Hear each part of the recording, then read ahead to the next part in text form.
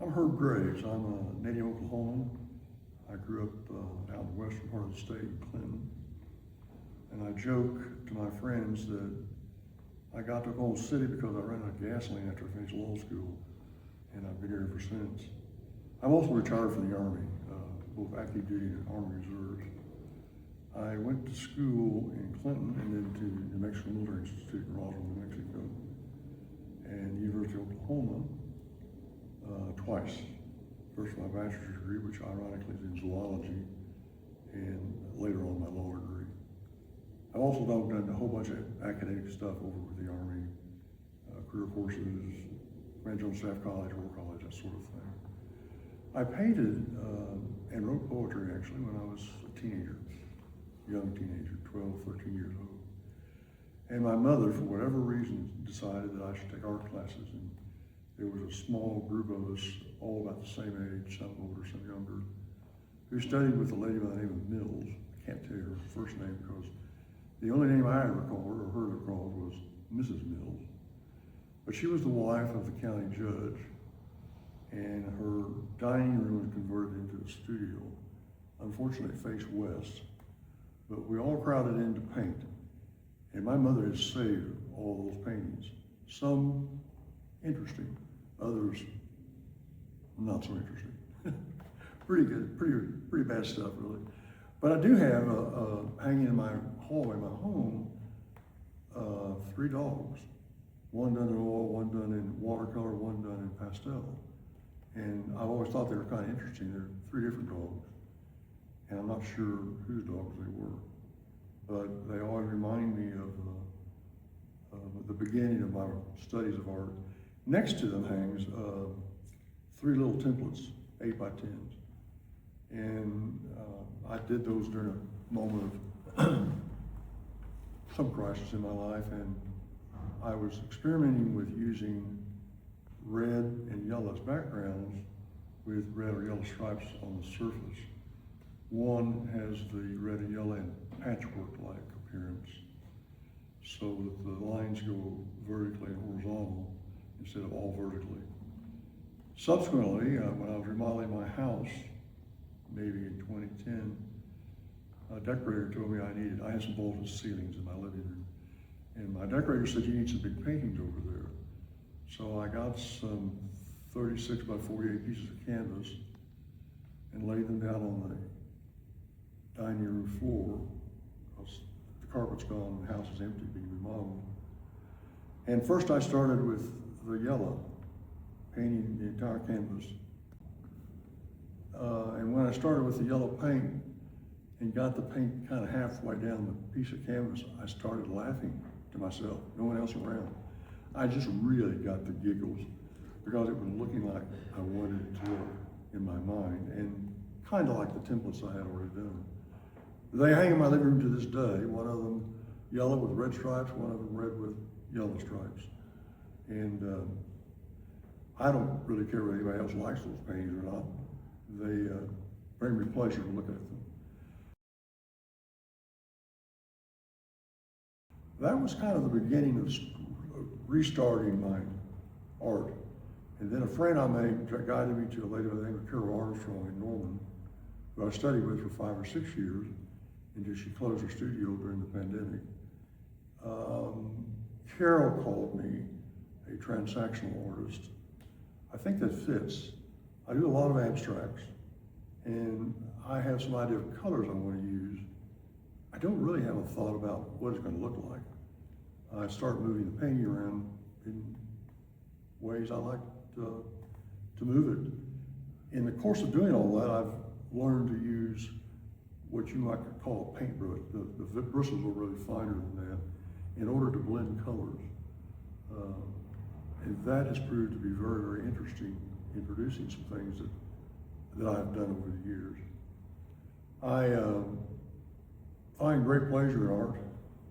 It puts me in a space and time where I feel relaxed and comfortable but challenged. I don't consider myself a great colorist, and so I'm often looking at other artists' work to see how they use shades of color and how they blended them together. For example, I have a painting by a lady in Western New Mexico by the name of Peggy Trigg that I really like. It's a landscape. And I learned from that painting how to blend and use dark and lighter blues as shadows to bring more color and more subdued grace to the painting. And I learn a lot by looking at other people's paintings. I spend some time in museums looking, far too long if somebody's with me, of course. That's kind of where I got to painting. I paint landscapes. I spend some time in the summers in Taos, New Mexico, and when I'm there, I paint windows and doors that fascinate me. Lots of turquoise on doors, lots of Russian thistle, which has a blue flower to it all summer.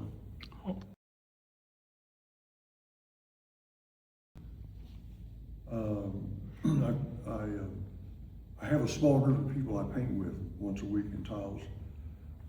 They are really good painters, and I learn a lot from them. Yeah, I think in art, painting in the studio environment is very important.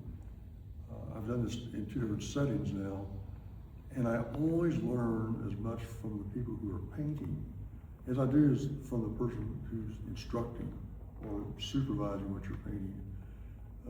Just to overhear them in a conversation with another artist or with an instructor talking about a color in the background, the shape of the house in the perspective. Those things are also very valuable, and they're not things that come readily easily, but they seem to be easier when you're painting around somebody. For example, I was watching a lady painting tiles one summer, and she had a small book, ring-binder book, and she kept writing in it. And finally, I walked over and I said, what is your book all about? She said, it's a color book. She said, if I paint a pot, and I use certain colors, mix certain colors to get that pot color, I write it down in my book, the painting, what I use to mix, how much, what proportions, and the resulting color. I don't have to figure that out, again, if I want to paint another pot. Well, I've got a little notebook now, like a little color book of mixtures of paints to bring out certain colors.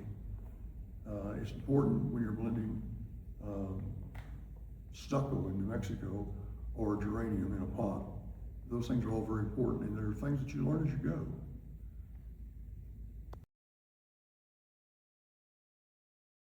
I'm fortunate enough to have, on an ongoing basis, a couple of paintings in a house and gallery called Blumenschein Gallery, House and Gallery, in Taos, New Mexico. And it gives me an opportunity to have exposure to national visitors to Taos. And the paintings have to be 11 by 14, they can be larger. So they're paintings you can put in your suitcase and take home. And that's very valuable to me. And I'm very fortunate to be here in the Street Smart Gallery. And I'm here because a good friend sent me a text message and said, did you know the gallery's opening up down on Villa? Well, no, I did not. And I came running down, first met him to JC and then later Daryl, about some space. I've not had the opportunity to have paintings in one place for an extended period of time.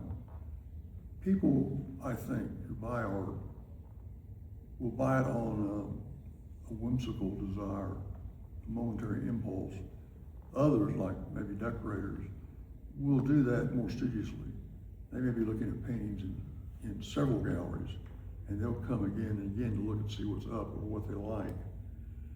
I used to do arts festivals. I've since quit, but I've always noticed there were two kinds of buyers. The one that walked in and said, how much is that painting? They want that painting, they're going to pay for it. And the people who came back 2 and 3 times and then said, I really like that painting, how much do you want for it?